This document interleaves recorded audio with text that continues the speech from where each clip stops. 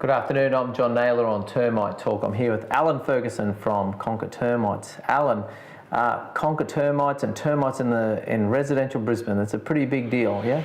Termites are a big deal in Brisbane, John, for a couple of reasons. I think, the environment around Brisbane it's warm, it's moist, particularly in the summer months, it's humid.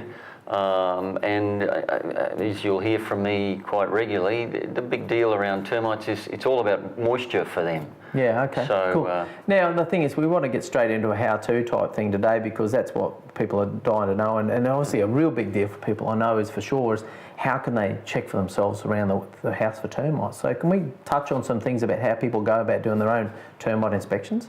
Sure. Realistically, you need to be vigilant. It's really useful to get somebody in a blue shirt around once a year to come and have a look in all those awkward spaces like your roof voids and subfloors and et cetera, and use all the whiz-bang toys that we have to detect them. But from the homeowner's perspective, it's really useful to be vigilant all the time, looking for, the mud tubes that termites will build up on the outside of a structure. So how do we spot them? Well, you've really got to specifically go looking, they often come out of little cracks in concrete or the join between concrete and the edge of the house, or up between the timber and the battens, underneath the Queenslander. They understand termites. The termites that cause the vast majority of the trouble are subterranean termites, so they live under the ground for the most part. Okay. All right, but they do come up primarily for moisture and also for food. Yeah, so are you saying then go around the circumference of the house on a regular basis and... Yeah, absolutely. You want to be looking at, perhaps the things that we look for when we go to a house, we start typically at the fence line and check the fences right around the fence line. We check through the gardens looking for mounds or, bits of timber that people have left laying around. Sometimes it's decorative timber or, retaining walls, that sort of thing. And you check that and you're looking for damage and also for the mudding that termites produce. Perhaps I just enlighten you about that mudding. Yes. Primarily termites keep themselves fully enclosed for two main reasons. Firstly is to keep predators out, so ants will attack them. Oh, right? Okay. Okay, so the humble black ant, for example, but termites have evolved systems for keeping them out. And if termites want to be somewhere, they'll just wall out the predators and carry on regardless. So point one is to keep predators out. Point two is to keep moisture in. They need to keep bundles of moisture inside their workings, so that they can work and survive. Okay, cool. So what you're saying that while we're looking out for mud trails, or these little mudding little tubes around the house or the edge of a house, the other thing is we're not necessarily going to see them active. We're not actually going to see an ant. No, well, unlikely to. You're not going to see a termite. That's right. They're very unlikely, for them to be out in the open. It just doesn't happen. So a visual inspection around looking like, if I go looking for termites, you're not going to find them. You're going to find just evidence in the fact of these mud trails. Correct, for the most part. So is it the main thing we've got to look for? The other things that we look for are conducive conditions. So what's a conducive condition? That's a condition, an environment that attracts them. So what are they really looking for? Primarily, it's that moisture. Yes. Because they need a tremendous amount of moisture for them to actually come up above ground. They've got to have a consistent source of moisture, and they carry that moisture to the feeding front. Okay. Right. So does that even relate to like pooling water around the circumference of the house? Absolutely. So when we do inspections, house inspections, or termite inspections, we're looking for the dripping tap, the rusted roof gutter that provides a consistent source of moisture in one spot, and that termites can find and continually come back to. Once they find that consistent source of moisture, they'll whistle up the boys. Come on, boys, come on over here. Here we go. A water source. Yep. Yeah, here's a water source. Now we'll start to look really aggressively just around that area for food. Okay. Okay. We So found a that's place good to live. Yeah. Okay, so there's a couple of really great things. So that's obviously the mud trails, not so much the actual, the termites themselves. You're going to see the visual. We're looking for like water sources and that sort of thing. What else are we looking out for around the house? It's a DIY inspection. Okay, so it's damage. Really, there's damage that termites do either to timber that's in the yard or timber in service, or that's timber in the actual house itself. Yeah.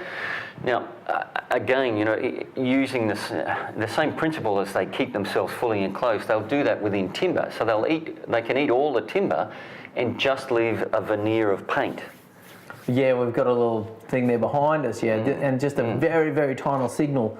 And I take it that in this instance, the punter or the homeowner just put some tape over a little hole on the wall and ignored it, yeah? Exactly. Well, exactly right. And you can see here it's hollow in behind the paint. You peel away the paint and look, here's some critters. Right, okay. So causing grief. It's very subtle. It can be incredibly subtle and interesting. It's not always that easy to see. For example, if you have a hallway in your house, and you might walk up and down that hallway, 15, 20 times a day. No, okay, every hour, yeah. Yeah, okay. So as you walk up and down, you will see the changes. Your eyes will see, and your mind will register, and there'll be a tiny change, and a tiny change, and a tiny change, and each time that becomes the new normal. Oh, okay. And you actually. That just becomes natural. And as you walk past, and then, perhaps a month or two later, you might be... You've actually registered something. Yeah, well, you're carrying along the vacuum cleaner and you bump into the wall and it cracks and pops open and you go, well, hang on, how can that be? It's just happened. It may have taken a period of months for it to get to that stage, but because you keep walking past and your mind registers that as the new normal, you don't actually see it. Oh, okay. That's one of the real reasons, one of the salient reasons for actually getting a fresh set of eyes into your house to do that inspection, because we haven't got the new normal, which is a little bit of slightly rippled paint around a door jamb or something like that. So, okay, so as a homeowner, it's not necessarily even going to be that efficient to go around with the microscope or go tapping walls or anything like that. Oh, you can, and all of that's part of being vigilant, but in the scheme of things, it's really quite useful to have someone, as I go on about the chappie in the blue shirt, who has a few extra tools that you are unlikely to have. The thermal cameras, the Termitracks, the moisture meters, all of which... Yeah, well, let's talk about that. So that's an important part of it. So obviously the thing is once you've done your DIY checks and that sort of thing, and you haven't found it, there's still a good cause or good reason to get in the experts. Absolutely. There really is a hierarchy of tools that we work through. And we'll do thermal camera, thermal imaging of the whole area. What are we looking for?